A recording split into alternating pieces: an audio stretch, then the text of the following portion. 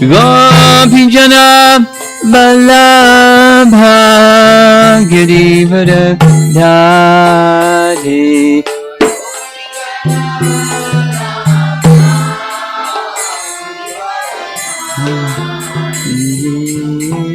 Jasodanandana Vrajajanaranjana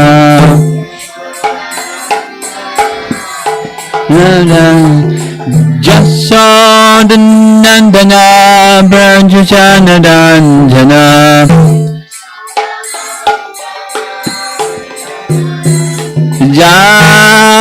Jamanatira Vanam Chadi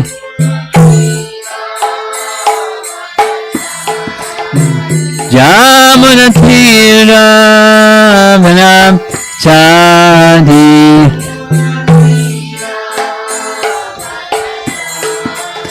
Jaya Radha Madhava Kunjabi Adi Madhava Kunjabi Jaya Radha Madhava Kunjabi Adi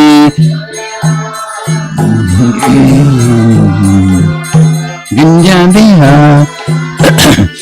Gopi Janna Vallabha Girivardhari Pijana Vallabha Girivardhari Gopi Jana Vallabha Girivardhari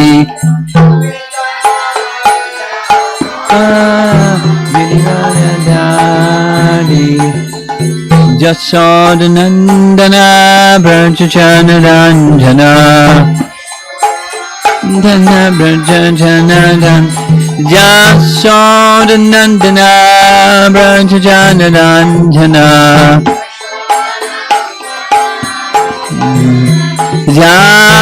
Jamanatira Vanam Chadi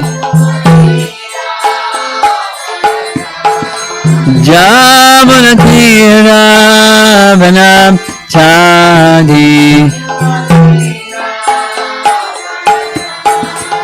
Jaya Radha Madhava Kunjabi Hari Madhava Kunjabi Jaya Radha Madhava Kunjabi Hari Madhava Kunjabi Hari Jai Om Vishnupad Paramahansa Hariva Jagacharya Astatara Satashi Srimad His Divine Grace Easy Bhakti Vedanta Swami Srila Prabhupada Ki Ananta Koti Vaishnavrinda Ki Gaur Premanandi.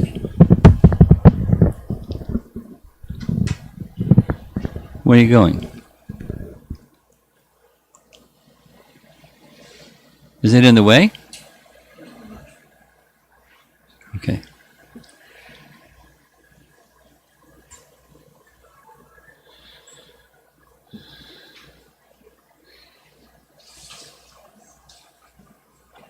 Are you ready for hearing some nice understandings from Ramayana? How about you? Yes? Tell me something that you know about Ramayana. It's just one thing. Ravana killed. Rama killed Ravana, not stole Ravana. He let him have it. He finished him. Yeah.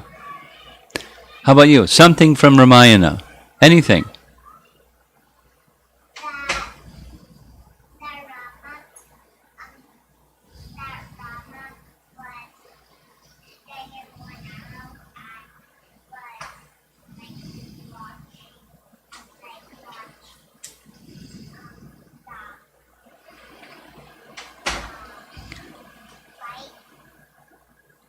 Could you translate that one?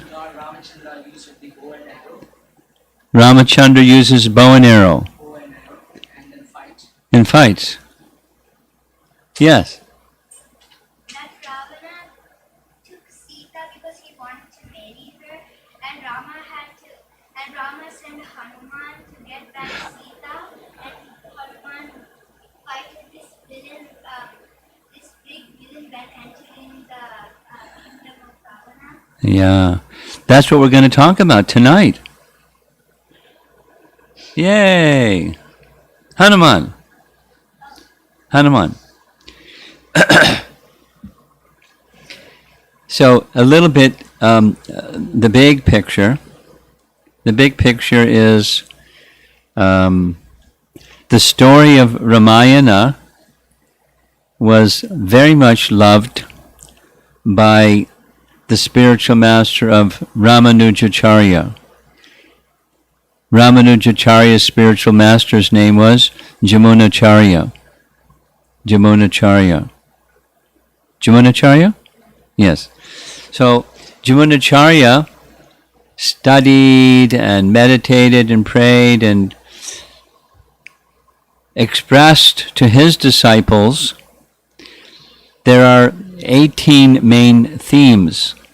18 main themes in the whole of Ramayana. And 14 of those are about surrender, Sharanagati. And one of the functions in the process of surrender is one is brought to the personality of Godhead by a guru, by a spiritual master. Hanuman plays the function of guru by bringing Sita back to Ram.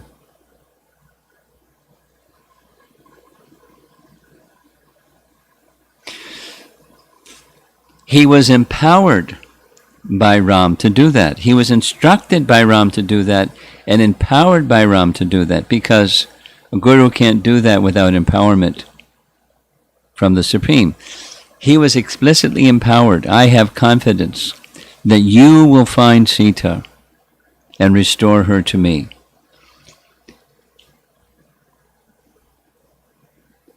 Now, who is Sita?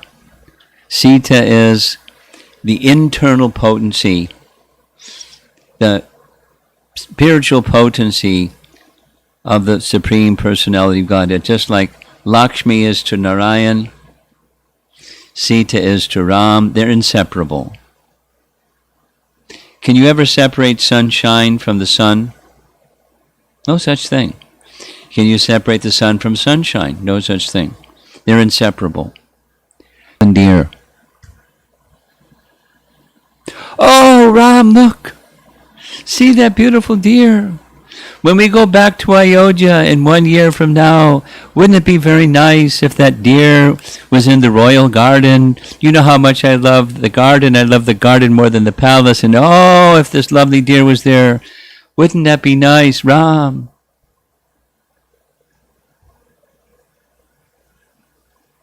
And even if you can't catch him alive, you can shoot him dead, and then we can skin him and we can sit together on the deer skin. That's not Sita. What's that? That's a living entity that wants to be an enjoyer of the objects of this world. That's not Sita. But she manifested that, according to the commentaries, and that was the cause, or that was a cause, of her falling prey to illusion in the form of being separated from Ram, because you can't be separated from Ram. We can't be separated from Ram either, or Krishna. But the illusion says we're separated. Not possible, but covered with illusion. So, to restore Sita to Ram, Hanuman is needed. I mean, Ram doesn't need anybody, but he gave that service to Hanuman. And so, in the process of surrender.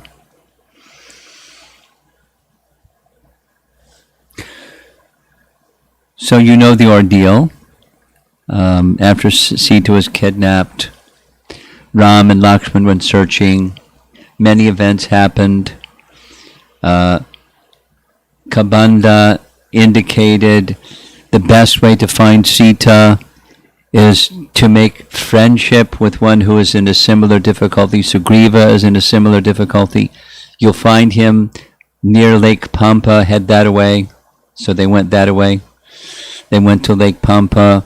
They found, who'd they find? Shabari, right? Shabari? Yeah. The old ascetic lady. She served Ram and Lakshman very happily. And then she pointed out, up on that mountain, that's where Sugriva is. So they didn't even have to go up the mountain. What happened? Hanuman came down the mountain and brought them to Sugriva. And they made friendship and many things happened. The Vanaras were sent in different directions to find Sita because they knew that Ravana had kidnapped her, but where did he take her?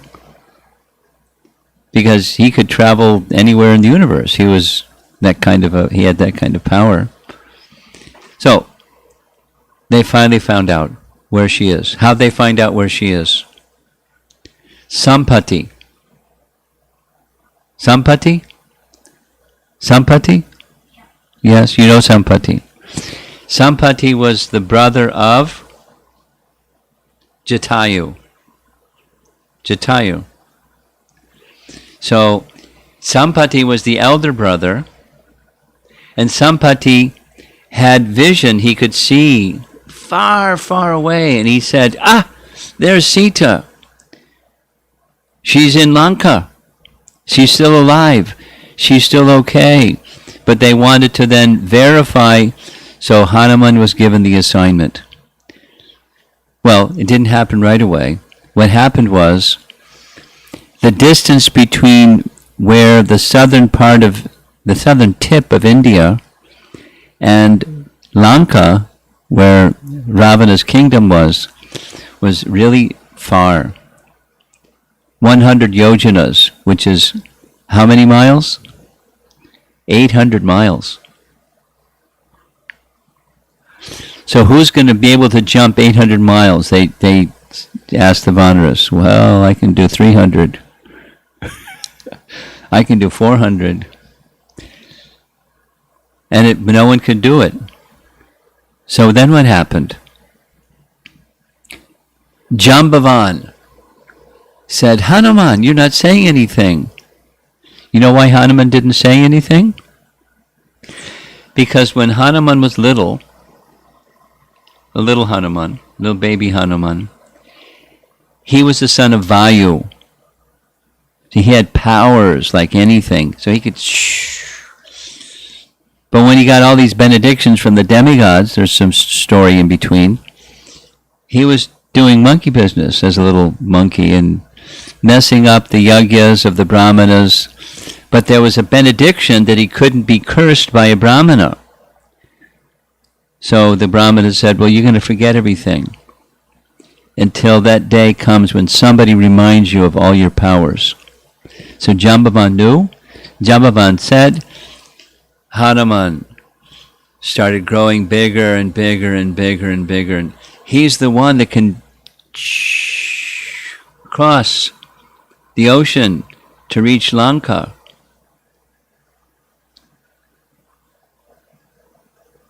You with me? You know the story, right? Kind of. Trying to remind you of some of the pieces of the story. So we're going to hear the first 39 verses of Sundarakanda. Sundarakanda is all about Hanuman.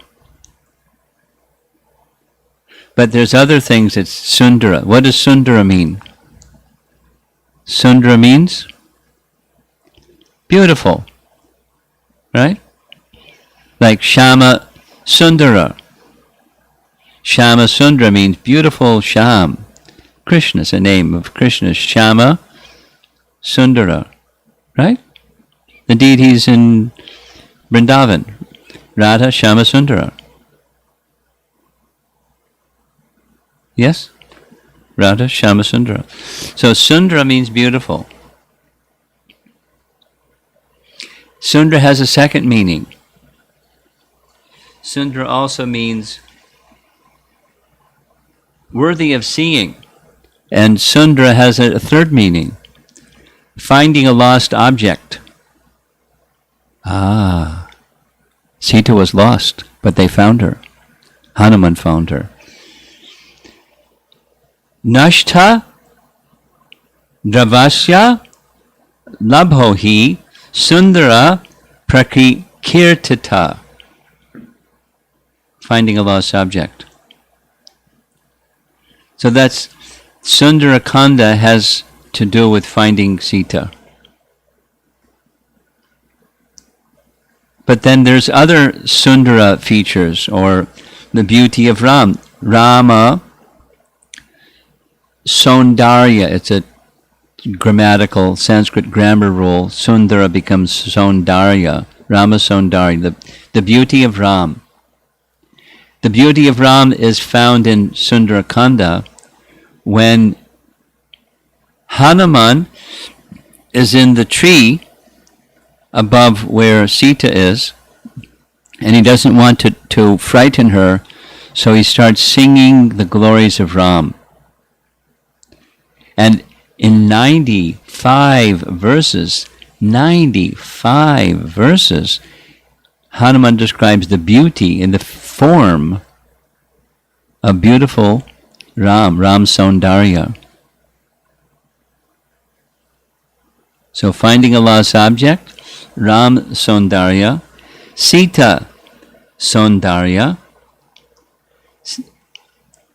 In when Hanuman finally finds her in the Ashok grove in the gardens, he's astonished at her beauty. He describes her beauty and explains or speaks, now I understand why Ram was so attached. Although she's been in this shriveled condition, she hasn't eaten the whole time that she was there. She became quite skinny, but her beauty still shone forth. For 10 months, according to what's described, she didn't even lift her head. She didn't want to see Ravan. She just fasted for 10 months. Pretty intense. Do you know how old Sita was when this happened? Here's how old Sita was when this happened. According to when Ravan came to Panchavati to try to kidnap Sita, he asks her, who is she? What is she doing here? And she gives a little history. I'm the daughter of King Janak, the king of Mithila, and my husband is Ram. I was 9. She was 9 when she was married. How old are you? Huh? 12. Well, in Vedic times, those things happened. And you know how old Ram was? 12. Pretty cool, huh? And then, for how many years they went to Ayodhya and stayed in Ayodhya before he left for the forest? Another 12 years. So Ram was 24 and Sita was 21. And they had been in the forest for about 13 years. A little less than 13 years. 12 and a half years. So add 12 to 21. That's how old she was.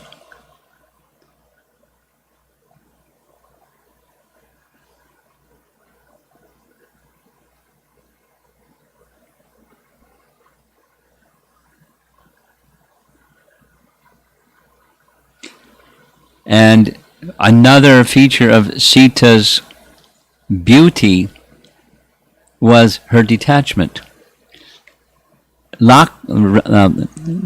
Lanka was incredibly opulent. Pay attention. Lanka was incredibly opulent, but Sita wasn't attracted at all to the opulence, the material opulence, gold and this and that. So that's Sita Saundarya. Then there's Hanuman Saundarya, and the strength of his Saundarya was his service to Ram. He wasn't interested in anything. Anything. He even thought, gosh, I'm a brahmachari, and here I am going through the residence of so many wives of Ravan. See if I can see Sita. Really isn't a place for a brahmachari. But he wasn't attracted. He wasn't attracted to anything of the material world. He was attracted to one thing: service to Ram. That's Hanuman Saundarya. And then this is our Acharya's commentary. It's Govindaraj, actually. Paramatma Saundarya. There he is. Paramatma Saundarya. The beauty of the agony the Lord endured being separated from Sita. Because he's within the heart of everyone. He was within the heart of Sita. Of course, Sita is not a jiva. Sita is Shakti. But she also has heart. And she was in his heart, and he was in her heart, and he was in Hanuman's heart, and Hanuman was in his heart, and not the same as us, but different. Jiva Saundarya. In the midst of temptation and opulence, the surrendered soul's determination is to stay at the lotus feet of the personality of Godhead. No distractions. That's the beauty of a jiva. Attachment to the Supreme, detachment from everything else. Acharya Saundarya, Govindaraj explains. One who takes whatever austerity, whatever anything, to deliver the message of the personality of Godhead to the living entity. That's the Acharya function. And that's very beautiful. That brings beauty to that living entity that performs that function. It's not the living entity, it's the empowerment or the beauty given by the personality of Godhead to one, just like Krishna says in Bhagavad Gita, in the last chapter. There's no one more dear to me than that person who delivers this message to others. You want mercy, you know how to get it. Receive the message and give the message. And Kavya Saundarya, Kavya comes from the word kavi. Kavi means poetic. Can also mean learned, but poetic. So a beautiful poem should have nice, beautiful words, expressions, churn the emotions of the one who hears the poetry. And this Sundarakanda has all those things. Okay, so now we're going to start with the 39 verses. And some of them will go into some detail, and towards the end it's his body has gotten really big because he's got to go this big distance, and he's going towards the top of the Mahendra mountain and crouching, getting ready to spring, and then off he goes. So picture that in your mind. Maybe you've seen images and paintings of that scene. So picture that in your mind. The first text. Hanuman, crusher of enemies, resolved to find the whereabouts of Sita. Carried away by Ravana, He followed the path of the Charanas. Who are the Charanas? Charanas are, in the heavenly realm, they're persons that sing for the pleasure of the demigods.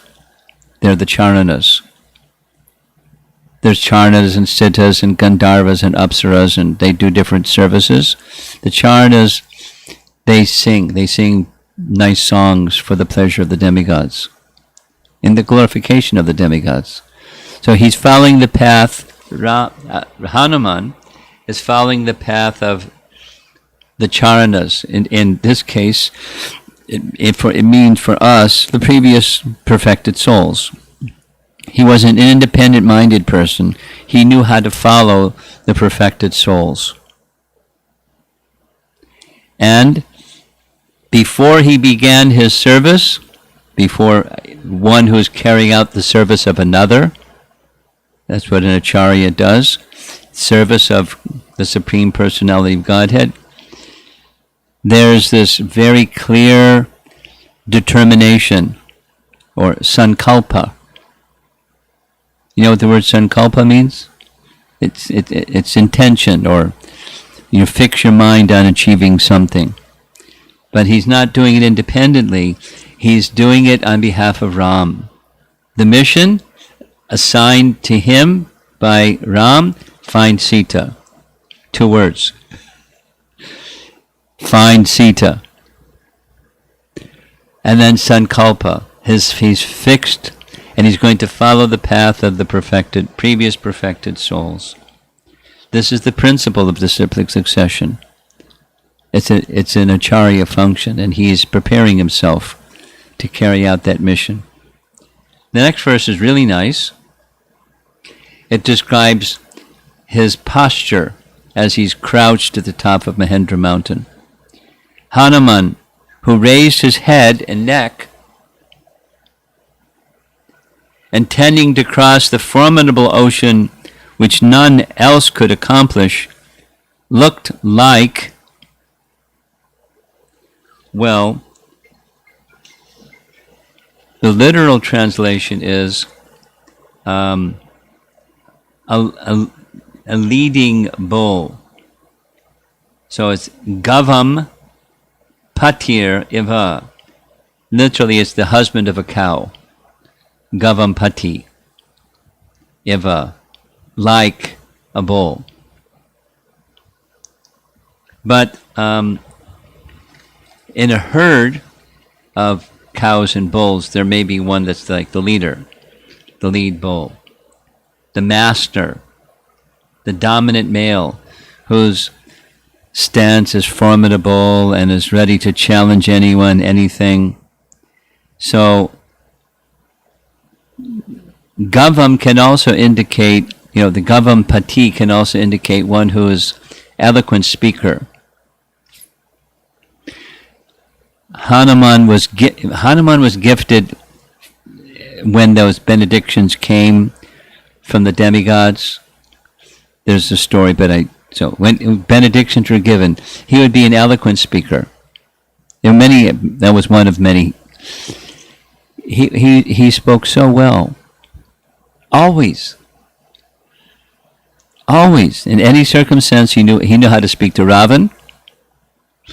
He knew how to speak to Ram when he first met Ram. When he first met Ram at the base of the Rishimukh mountain, Ram was really impressed. He turned to Lakshman and said, he didn't even speak first to Hanuman. He said, "Did you hear him speak? Perfect Sanskrit." And he spoke in nice meter and nice melody, and everything was very clear. And he's an excellent speaker. He's a very learned person. Although he was in the monkey race, he wasn't a normal monkey. Son of Vayu.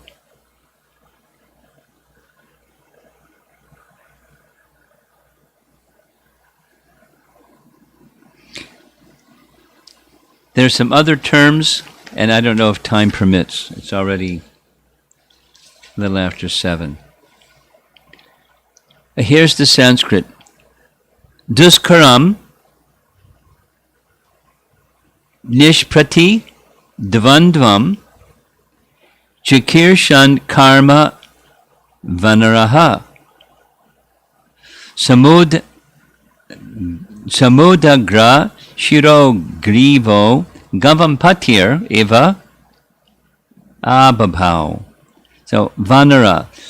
This term Vanara indicates it's a there's 400,000 different species of human beings, so they're not exactly monkeys, they're not exactly not monkeys, they're not exactly humans, they're not exactly not humans. They're human-like. This Vanara term indicates. So we commonly say monkeys, just like makes it easy, but they weren't exactly monkeys, they were monkey-like. They weren't exactly human. But they were human-like. They were Vanaras.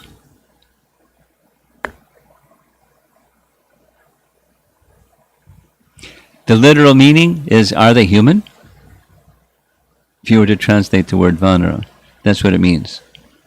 Are they human?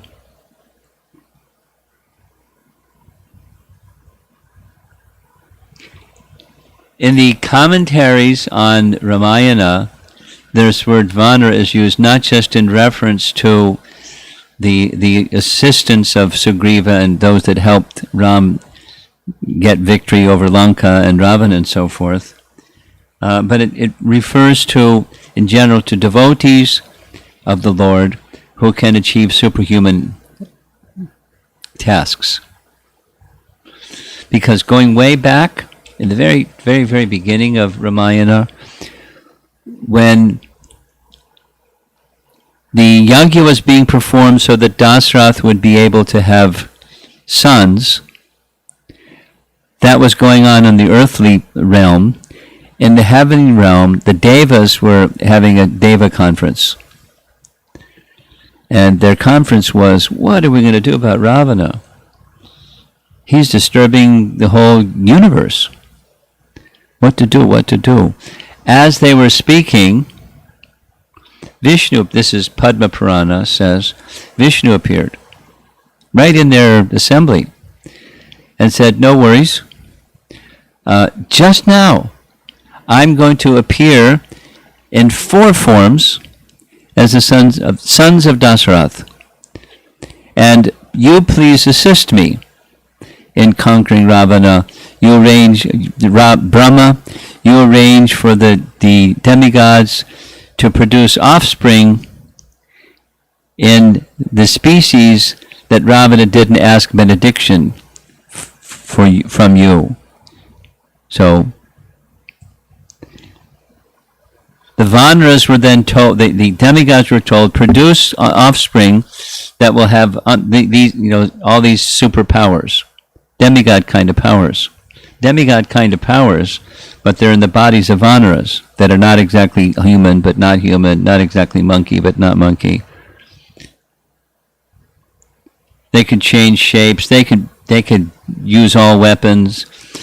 They could do superhuman things. So back to Hanuman getting ready to jump. He has that capacity. Dushkaram karma. He had very difficult work ahead of him. Dushkaram karma. Not just, jumping 800 miles. How far can you jump? Few feet. Anyway, so it was a big jump. But not only the big jump, but everything else he did. Finding Sita, that was a big challenge.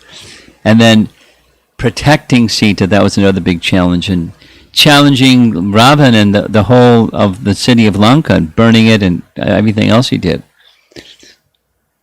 A big challenge. Dushkaram karma. But the biggest was reuniting Sita with Ram. All of that was kind of secondary. There's one thing. Find Sita. And arrange for Sita to be again with Ram.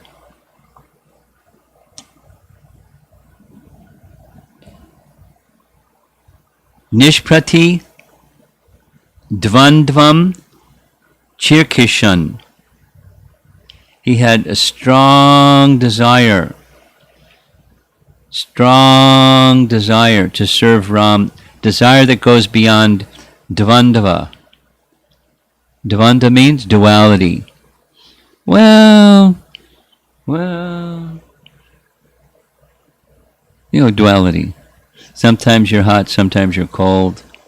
Sometimes it's light, sometimes it's dark. Sometimes you're happy, sometimes you're sad. Sometimes you're hungry, sometimes you're full. Sometimes you're energetic, sometimes you're pooped out. It's the world of duality. Resolve beyond duality. That's an acharya requirement, one who's carrying out a mission on behalf of the Supreme Person. This is for the adults here. This is a Bhagavad Gita question. You ready? Bhagavad Gita, Chapter 2, Text 41. The same understanding is explained in Bhagavad Gita.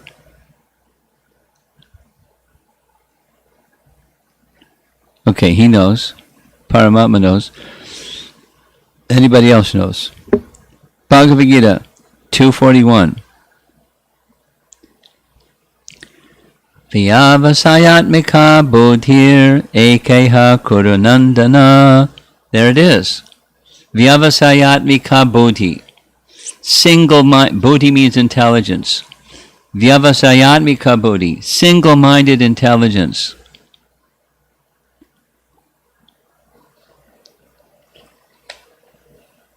Beyond duality.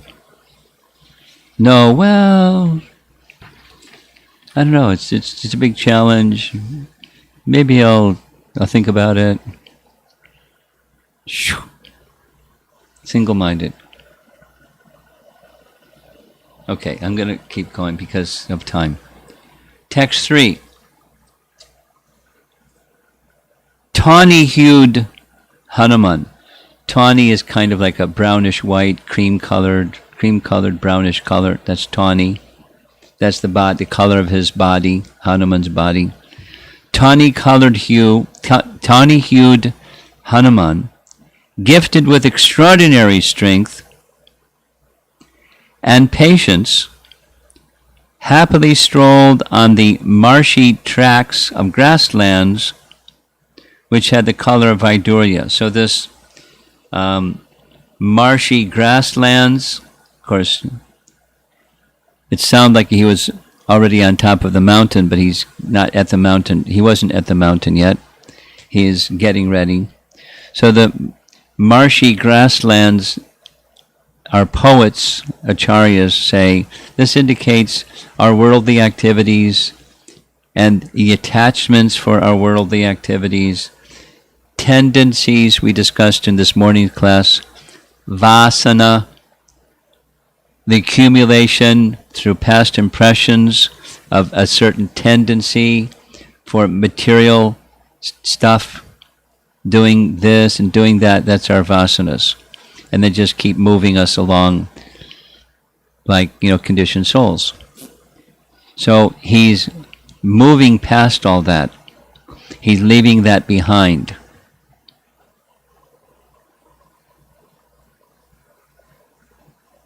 Bhagavad Gita, Yesham Twantakatam Papam Jananam Punyakarmanam Te Dvandva Moha Nirmukta Bhajante Mam Dridhavrata. Some of you may know that verse. You can look it up later. It's a nice one. 728. Yesham Twantakatam Papam. So whatever has been there back in that direction in our past, we can go beyond our past by taking shelter of the personality of God in this beyond duality position. So we're moving through the marshy grasslands. We're moving through the field of the material energy as we're living our lives. But we're not, and the life of devotion is to not be attached to that and be prepared to go forward with your mission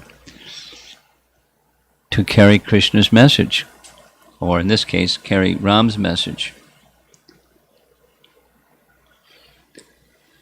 There's another nice Sanskrit word that's like this vasana word.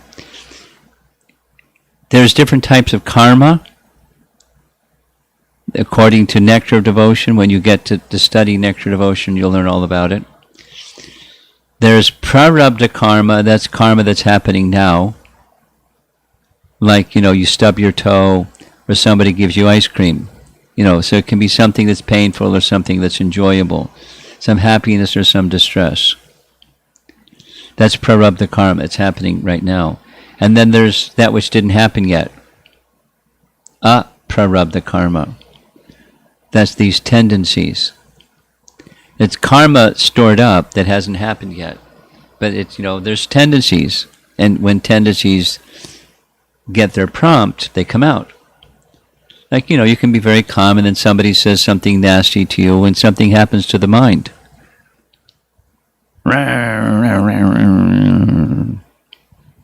Anger. You're not walking around angry, but that spring is there. And but some people just are very tolerant and they don't get angry. That's without the vasana. So he's going beyond those tendencies. That's the point. Text 5 and 6.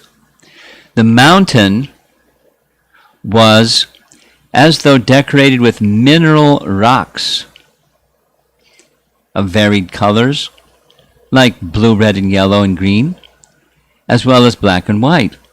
It was frequently visited by yakshas, kinnaras, gandharvas, and nagas, surrounded by their retinue, capable of assuming any form at their free will, rivaling gods and nagas in splendor. As the monkey leader stood at the foot of the great mountain, filled with lordly elephants, he looked like an elephant standing at the center of a pond. I know all of these have extensive commentary, really poetic, beautiful commentary. So each of these different entities that are on the mountain and so forth, and his approaching the mountain, it's all poetic language intended to describe he's preparing himself. And he's leaving behind attractions and allurements of heavenly pleasures, worldly tendencies, heavenly pleasures, heavenly tendencies. He's going beyond all that. Offering salutations with folded palms to the sun god. Just like Radharani worshipped the sun god. Did you know that? That was her Ishtadev. But it wasn't just, Surya Dev. It was Surya Dev, but for Radharani, it's not just a demigod. It's Surya Narayan, the personality of Godhead. So she saw within Surya was Surya Narayan. Within the sun is the sun god, Surya Narayan. So Hanuman is looking to the east, because it's morning, looking to the east with folded palms, offering his prayers to the sun god. May I be successful in service to Ram.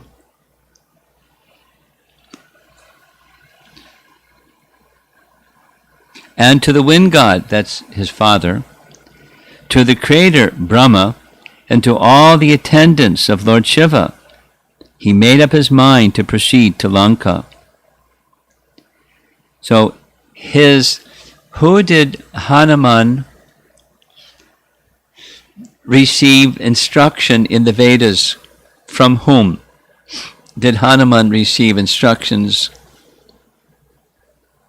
on the Vedas? Hint, chapter 4 Bhagavad Gita. In chapter 4 Bhagavad Gita, Krishna says, long ago I instructed the sun god Vivaswan, and son Vivaswan instructed his son Manu, and Manu instructed Ikshvaku, and Ram is in the Ikshvaku line. So guess who Hanuman's guru is? Vivaswan, who Krishna instructed. So he's offering respects to his guru, the one who taught him scripture, the sun god. And then he offers prayers to the host of demigods, starting with his father. Then,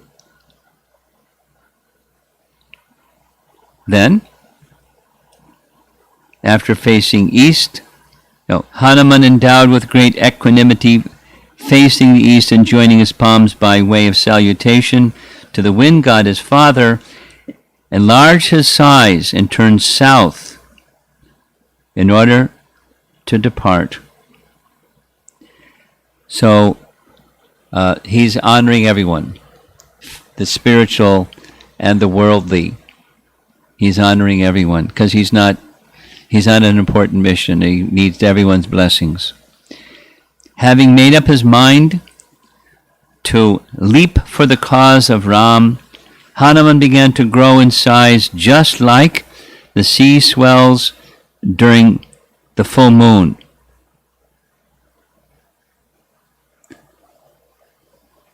The tides move with the movements of the moon, right? The tides move with the movements of the moon. It's not only modern science. Hey, they knew about this long ago. Okay. While the monkey troops were watching, all of his friends, having swollen to an immeasurable figure, he pressed on the mountain with his feet and hands. He's crouching, getting ready to jump, to cross the ocean. Pressed firmly by Hanuman, the mountain was shaken for a moment, which caused the flowers to drop down from the treetops, with heaps of flowers full of fragrance fallen down from the trees all over the mountain. It looked as though it was a mountain of flowers. So the poet commentators say, the flowers represent glorification by tree-like personalities who understand the gravity of dedicating oneself to the benefit of others. The trees, Krishna speaks like this to Balaram when they're in the forest of Braja, and said, these trees are saints. They're bowing down, laden with fruits and flowers, to offer their respects to you.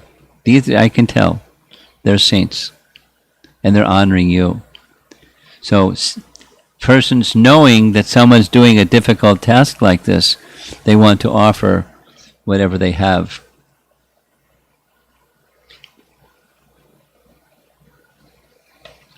And so they're offering their well wishes. In that section where Krishna is speaking to Balaram in the forest, as the trees are bowing, he's saying that they're saints. Then there's this celebrated verse. You might want to learn it. It's a nice verse. 10:22:35. It's the duty of every living being to perform welfare activities for the benefit of others with his life, wealth, intelligence, and words. Pranayar artayar diya vacha. Pranayar artayar diya vacha. It's the duty of every human being to do welfare activities for others using these things. So now we're halfway there. The mountain pressed hard under the feet of the valiant Hanuman, discharged streams of water, just as an elephant would exude water of intoxication. Pressed by the powerful Hanuman, Mount Mahendra let out streams of the hue of gold and silver, containing the ores of these minerals. The mountain threw down big boulders, along with sulfur, just like fire emits columns of smoke surrounded by flames. So the poets are saying these expressions are indicating the acharya that's preparing himself. These oars represent the many, many desires within a person that stain their actions otherwise, or make stains. So he's pressing, that's being eliminated from the jumping point. Hanuman's pressing down on the mountain indicates he is freeing himself from any material or selfish desires that might stain his pure devotional service. So I think I'm just going to read the rest because of time. Squeezed on all sides of the mountain by Hanuman, all creatures living in the caves shrieked, making horrible sounds. Due to the crushing of the mountain, a loud noise of the various creatures shot up, filling the earth in all directions and groves around. The snakes spread out their broad hoods, manifesting swastika marks on them, and bit the rocks with their fangs, pouring out terrible fire. Bitten by the venomous and angry snakes, the mountain was broken into 1,000 pieces by blazing flames. Pretty scary. Even the medicinal herbs grown on the mountain could not neutralize the effects of the poison of the snakes. Even the poison and the snakes and all of this has its poetic imagery. Even the ascetics left the place, approaching that the mountain would be broken into pieces by creatures. The alarmed Vidyadharas leaped into the sky, along with their groups of women, leaving behind golden jugs of wine, as well as precious utensils, big and small sizes, and golden goblets, cups in the drinking place, as well as many tasty eatables like licking food, chewing food, and many types of other foods. They also left bull hides and swords with golden sheaths. The intoxicated Vidyadharas, with eyes red like lotuses, wearing garlands around their neck and smeared with red sandal paste, flew into the sky. Adorned with necklaces, anklets, and armlets, the Vidyadharis, that's their wives, stayed wonderstruck in the sky, smiling gently in the company of their lovers. The seers among the Vidyadharas, proficient in different fields of knowledge, were also watching the mountain from the sky, along with others. Then the Vidyadharas heard the words of praise of Hanuman by the sages, seekers of the ultimate truth. The Charnas and Siddhas who stood and watched the clear sky said, "Hanuman, the son of the wind god, who is like a mountain with extraordinary might, intends to cross the ocean. For the sake of Ram and the Vanaras, he wants to reach the other shore of the ocean, which is difficult and indeed impossible." The Vidyadharas heard the sages speaking in that manner on the mountain. They beheld Hanuman, the bull among Vanaras, whose strength was beyond measure. And the commentary says, the Vidyadharas and their consorts represent subtle desires, subtle duality that Hanuman was ridding himself of. Like, when you're praised, you feel something. When you're insulted, you feel something. So he got both of those when he got to Lanka, but it was already gone. That's the Vidyadharas and all of this. And the other personalities that left Mahendra, any previous good or bad sanskaras, impressions, that might block or inhibit devotional service. We're almost done. Hanuman, huge as a mountain, moved his body and shook the hair on his body, thundering like a cloud, when the king of birds, Garuda, like the king of birds, Garuda, would shake a serpent. He shook his tail, covered with hair, in order to take off. Hanuman had his tail curled at his back, which appeared like a big serpent being carried off by Garuda. The monkey fixed his arms, looking like iron clubs, firmly on the mountain, and crouched his waist and contracted his feet. The glorious and courageous Hanuman, his head and shoulders contracted, summoned up all his energy and vigor, having cast his eyes upward in order to view the distance and direction in which he had to leap. He restrained his breath in the chest while looking at the sky. A mighty elephant among the Vanaras, Hanuman, holding his feet firmly and standing in that position, contracted his ears and addressed the monkeys when he was about to leap. What did he say? Celebrated verse.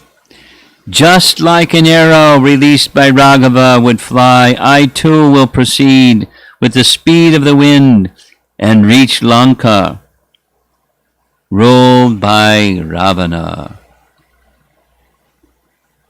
So that's the last verse of this section. We have same teaching, not just similar, but same teaching in Bhagavad Gita, where Krishna is instructing Arjuna to become his instrument. Krishna already had everything planned, and he's inviting Arjuna nimitta matram. Nimitta means being an instrument of a higher power, higher authority. So Hanuman sees himself like that. The acharya function, even any one of us, going out and contacting people that have forgotten of Krishna. Doesn't matter what country they're from or what language they speak or anything. People have forgotten Krishna. And to be a carrier of Krishna's message, you're just being an instrument. If you think otherwise, you won't be very happy and won't make others happy. But if you're just acting as an instrument, and that's Chaitanya Mahaprabhu's Sankirtan movement, any one of us, what are we? We're little specks. But we can be an instrument to someone who's very great and carry forward that message of Krishna in whatever way that we are capable, palatably and appropriately, but that's a function on behalf of Krishna.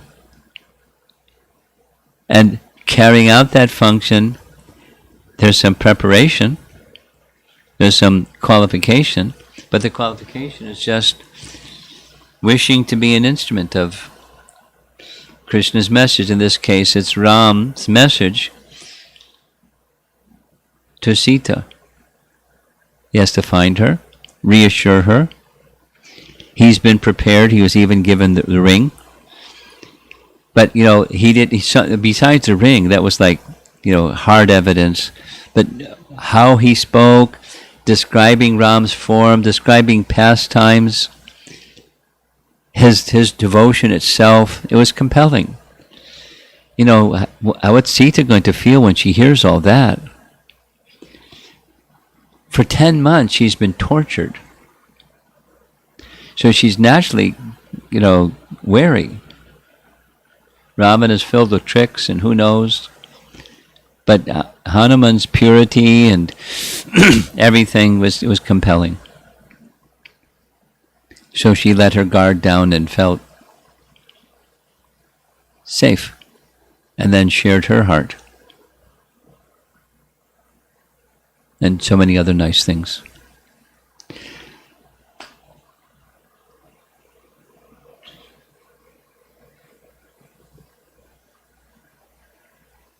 Makes you want to read Ramayana, right? You have, well, we have so many nice things to read. We have Srimad Bhagavatam to read. We have the writings of our acharyas, nectar of devotion and nectar of instruction, and so many nice things. For children, well, not just for children, for anyone, but but I think specifically our children. Listen, dial into Nityananda Pran's Ramayana class every Saturday morning. If you're not already doing it, I encourage you to do it. He's swimming in the joy of Ram's pastimes. It's really sweet. And you feel his enthusiasm. It's kind of contagious. So I'm going to be doing this after leaving here. I'm going one time zone east to Detroit. By car, don't worry. And there's going to be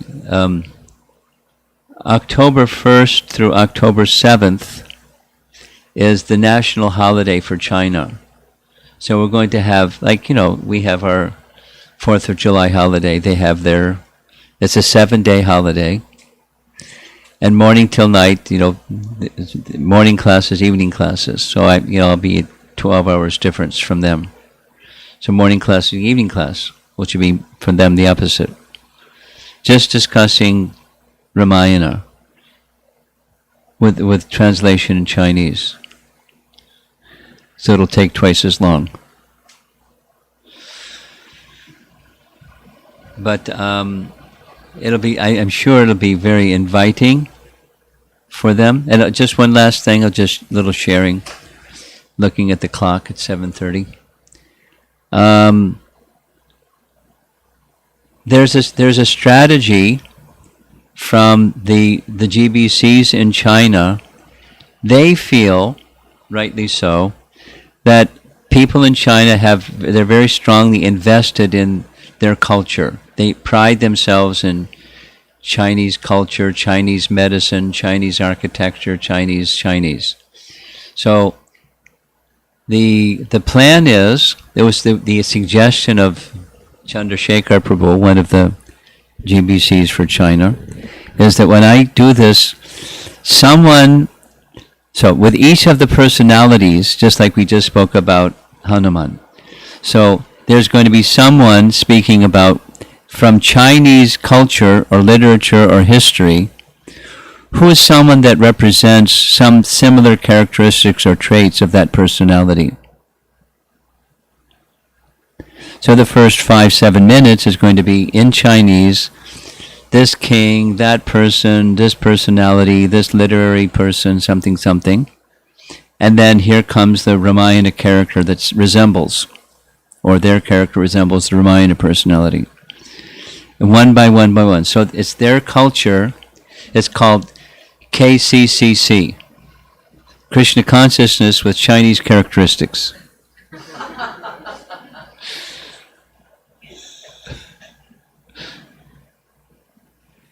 So they'll hear something they're all familiar with, and then they're going to hear something they're not familiar with. But they'll see the connection. Culturally. It's in their blood, it's in their system, it's in their culture. And then here comes Ram, or Sita, or Lakshman, or Vibhishan, or Ravan, and so on. It's going to be fun. In case you want to learn Chinese, you can join the class. There'll be a translator. Okay, so any discussion here? Comments or questions or something?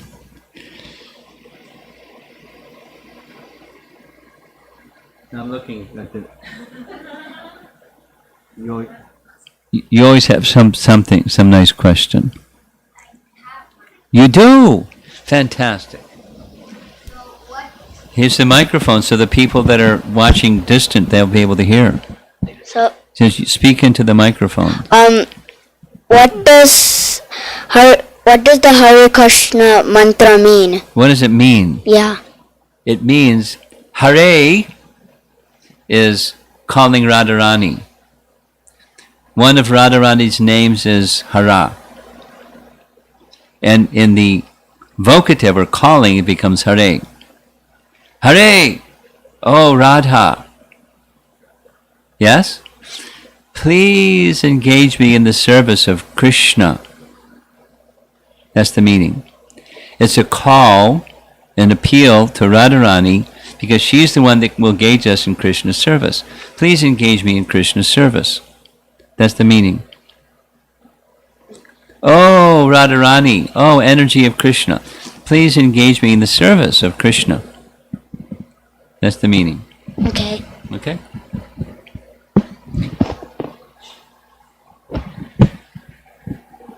Anyone in the room? Go ahead, Paramatma.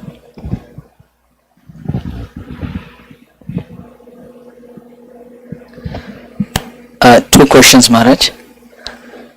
One of the thing is when you were reading the verses, good and bad samskara inhibits the pure devotion. So I was trying to understand how can a good samskara can really inhibit our... The samskara itself doesn't inhibit, it's being the enjoyer of.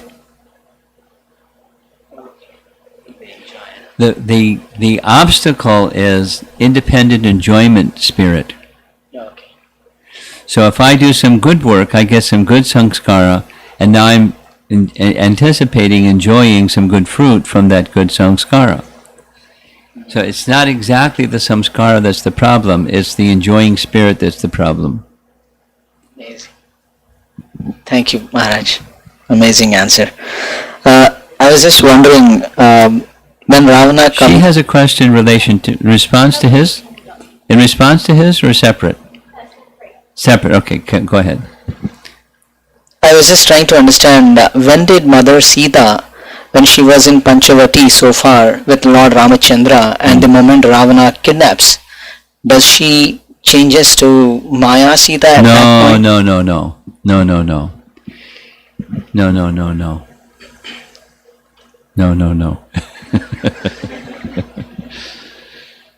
Now, there are versions of Ramayana. As you know, there's multiple versions of Ramayana. Some versions of Ramayana say, Agni did a switcheroo. Agni changed him. Sita, come with me. Maya Sita, you go with him. And then when Sita had to go into the fire, she went into the fire, and the real Sita was brought out by Agni. So there's different versions of Ramayana, but that's not standard.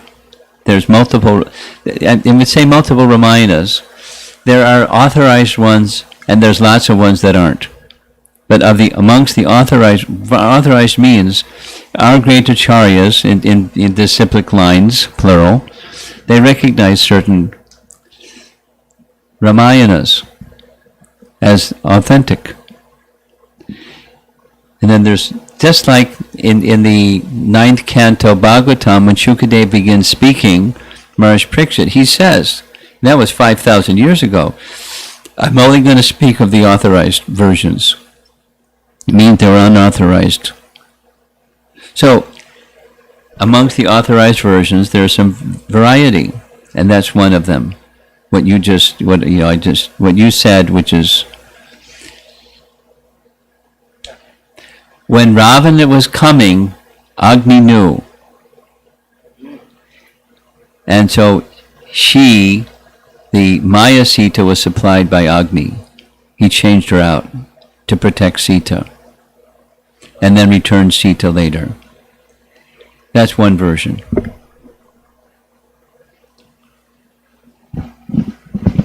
So, what if you been doing devotion the whole day and then something you don't expect, like something bad happens to you? No. So you want to know what to do when that happens? That's Yes. your question? Well, that's a good question. And it happens to all of us, by the way. It's not sometimes. It happens to all of us.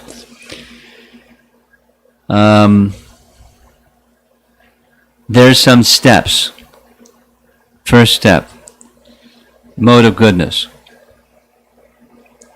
Go into reflective mode of goodness space.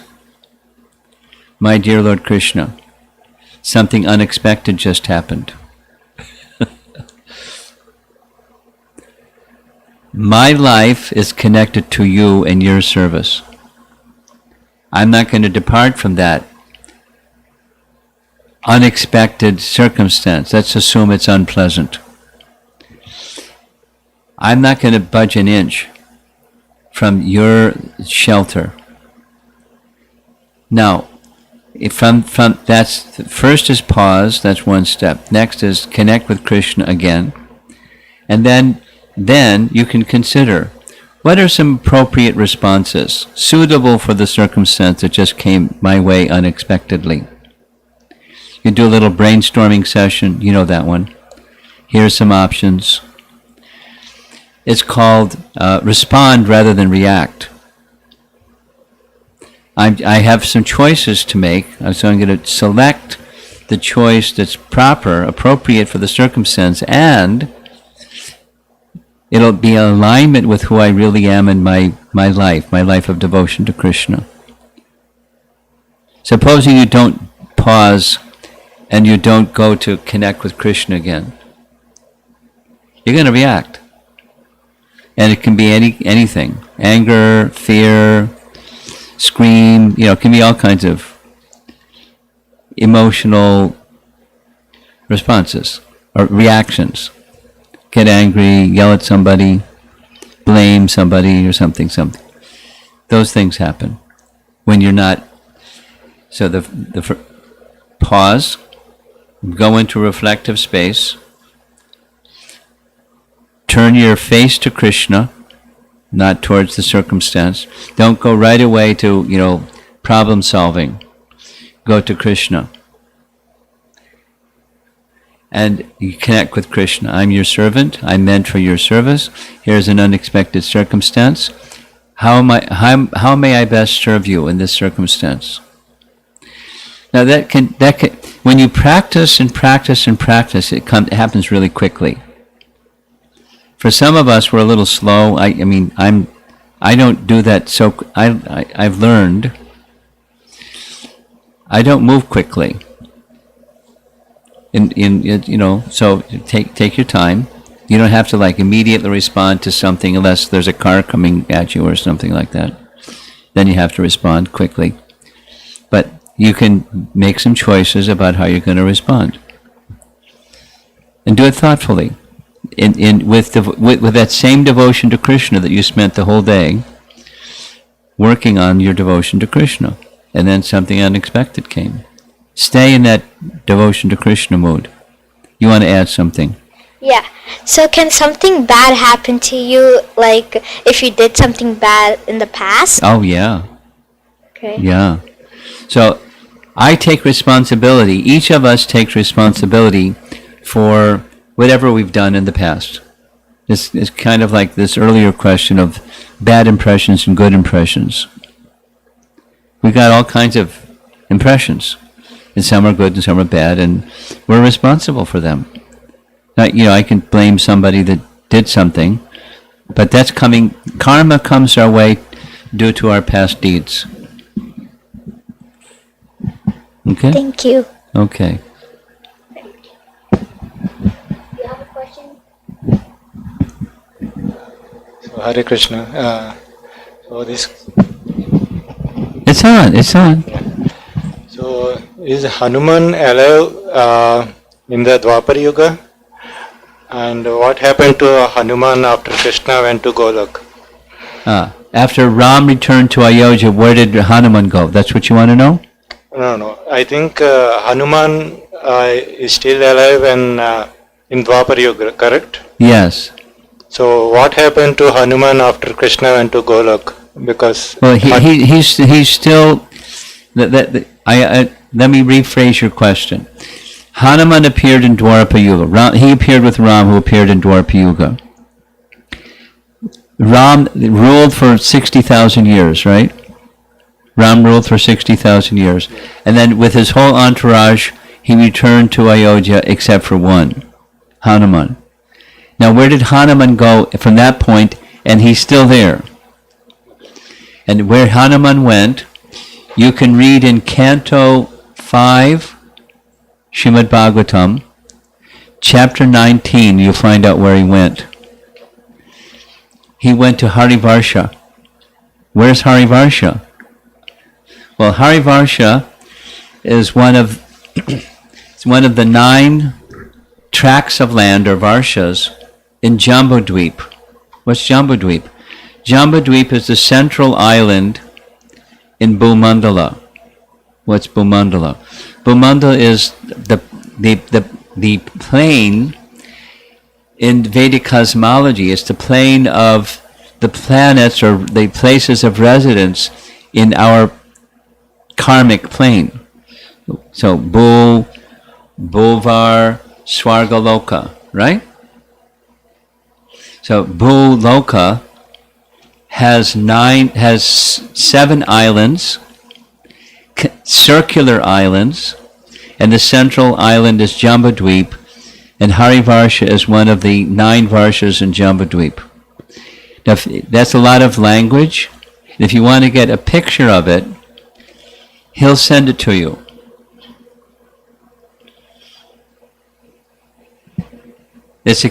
So you've heard of the Temple of Vedic Planetarium, right? Yes? The Temple of Vedic Planetarium is going to make a 3-dimensional model of what I just said.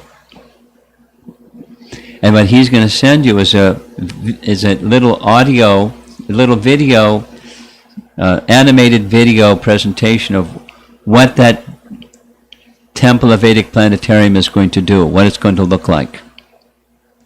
And in the middle range is Bhumandala, and one of the varshas in Bhumandala, or tracts of land in Bhumandala, is Harivarsha. That's where Hanuman is.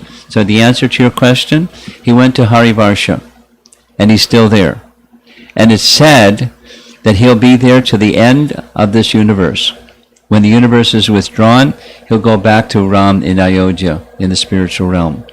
And until then, he's at Harivarsha. What's he doing? Singing the praises of Ram. And he has some associates with him. He's not solo. Canto 5, Chapter 19, Bhagavatam. Harivarsha. You'll find it. Thank you.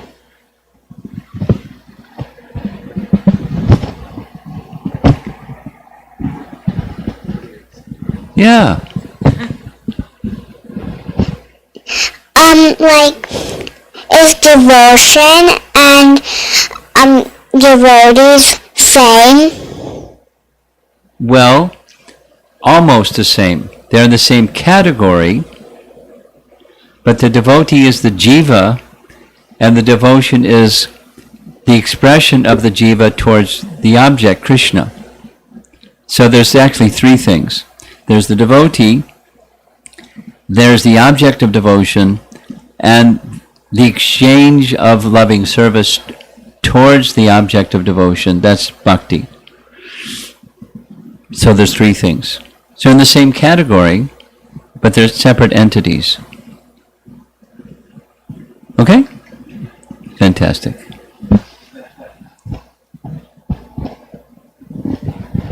No online questions, Maharaj. Okay. Okay. Go ahead. No, you have something. I have one Yeah, small go question. ahead. So is Sanchita karma and aprarabdha karma both are same? Say it again. Is Sanchita karma, I don't know what Sanchita karma is. I don't know what it is. Sanchita is the one that is past, the whole karma that is past. I don't know what the term. So I can't give you a clear answer till I know what the term. You're giving me a definition, I want to know more about what the word actually means before I say yes or no. Okay.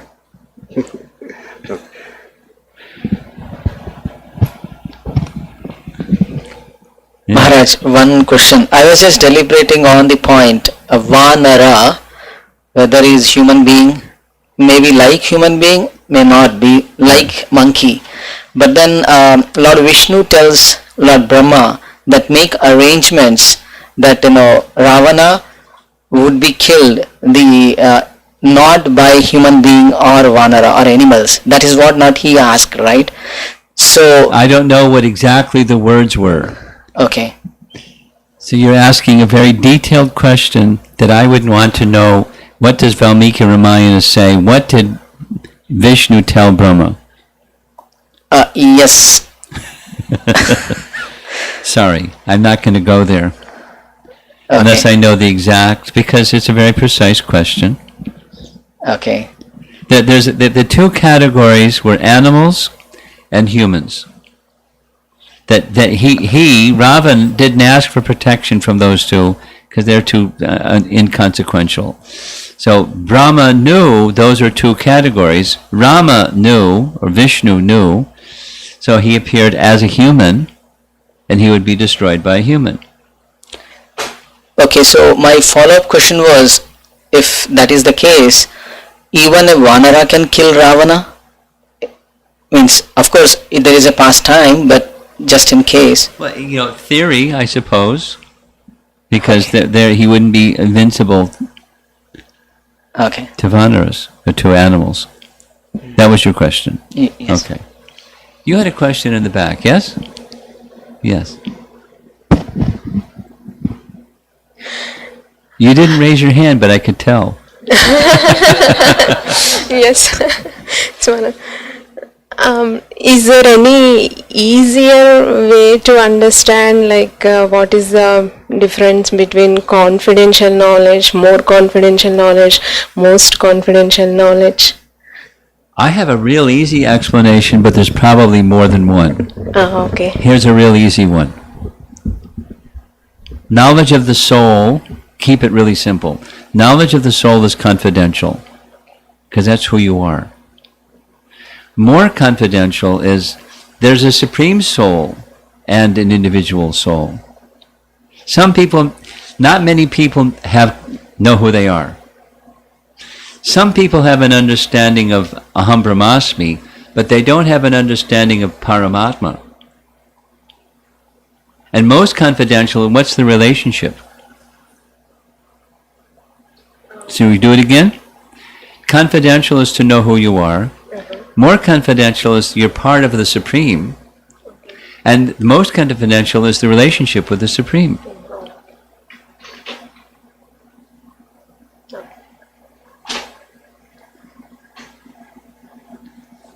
Thank you, Maharaj. And they're all transcendental, Yeah, but less complete, more complete, complete. most. Anything else in the room? Or we're ready to wrap up? Do you have another question? Young man, you have a question? No? Okay, okay. Hare Krishna Maharaj.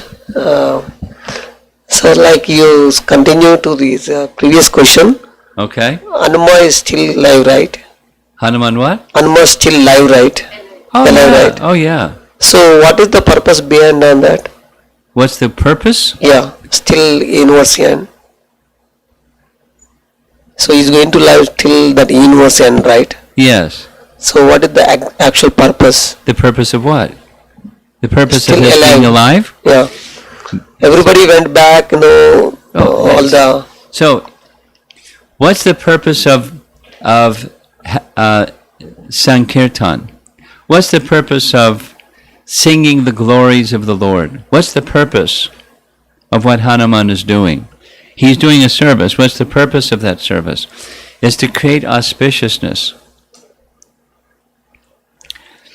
Just this morning, we heard from Akrura, who was on his way to Vrindavan, that the that kind of sound vibration or glorification of the Supreme Lord, it destroys inauspiciousness, it destroys sinful reactions, it creates an atmosphere of auspiciousness for everybody.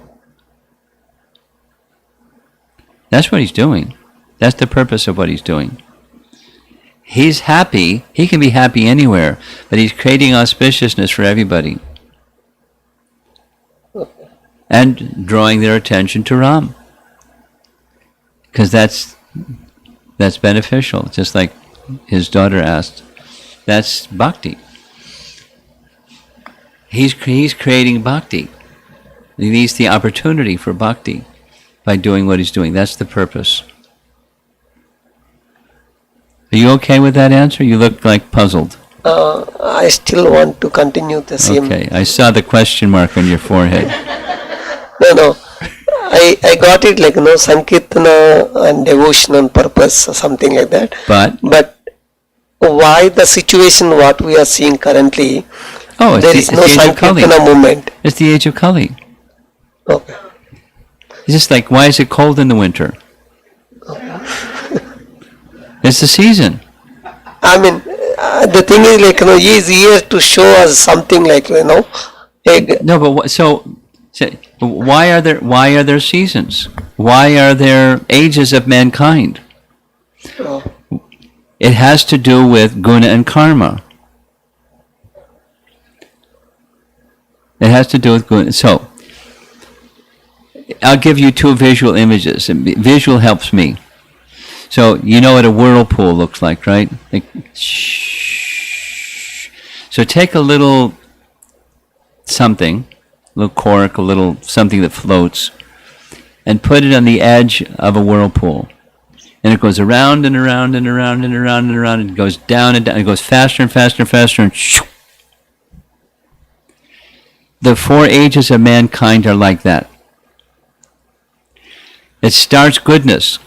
It moves nicely, and then by karma, more passion, more ignorance, more passion, more ignorance, more passion, it goes down and down and down and down and down and down and down. So, why does it happen like that? That's the design. Because living entities, they don't want purity, they want mix. And so when you start mixing, you get increase of the modes of nature. You follow? Supposing you do some bad thing. It's not just you do some bad thing. There's the reaction to the bad thing, and the reaction to the bad thing leads to more bad things. So here's another visual. Supposing you have a big, not just a bucket of paint, but a big vat of paint, white. And over here you have an eyedropper, a blue and one of red, and just stir it. It's no longer white. It's off-white. But not only the red and the blue, but it increases more red and more blue. More passion and more ignorance increases the passion and ignorance. You keep stirring it, and it gets dark. And you no longer, it's not even off-white anymore, it's dark. And then what happens? You go back up to a bucket of white paint. From the end of Kali Yuga, the whole thing is wiped out. Kalki comes, everyone gets liberated. And then the sages descend from the upper realms and start Satya Yuga again. That's the white bucket of paint. Now how does it go from the bottom of the vortex all the way back up? That's how the cycle of yugas works. Everything gets annihilated at the end of Kali Yuga. It's right there in the Bhagavatam, 12th canto. And then Satya Yuga. And then mixing. It's the modes of nature, guna and karma. So why have guna and karma? Because living entities want to be enjoyers. So there's Hanuman in Harivarsha. No, excuse me, it's Kim Purusha Varsha. Kim Purusha Varsha. That's where he is. And he's, diminishing the negative influences of bad activities of living entities in the material world. He's very compassionate. He's contented on his own. He doesn't need anything. He's doing compassionate service. Still, human tendency is with ignorance and passion, and it leads down and down. But after the winter season, summer season comes again. First spring, then. So things move in. Vedic picture of time is time moves in cycles.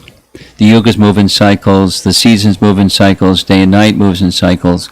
Life and death moves in cycles. Everything moves. Time moves in cycles. There's big ones, small ones, medium ones. Time is moving everything. So Hanuman is just singing the glories of Ram as the movements of time keep going. He had nothing of interest otherwise. And Hanuman, when Ram brings him, he'll go.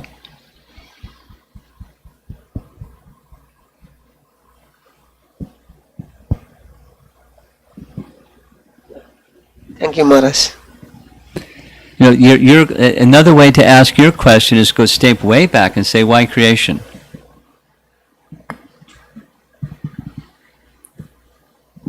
It's just asking the same question in from a different angle, of different, really far away angle. Because living entities want it. And when they want it, it's not clean. It's got modes of nature mixed in the mood of enjoyment, and there's consequences for that, and so things go down. And even when people are doing good things, it goes in cycles, because that's the arrangement of how time moves.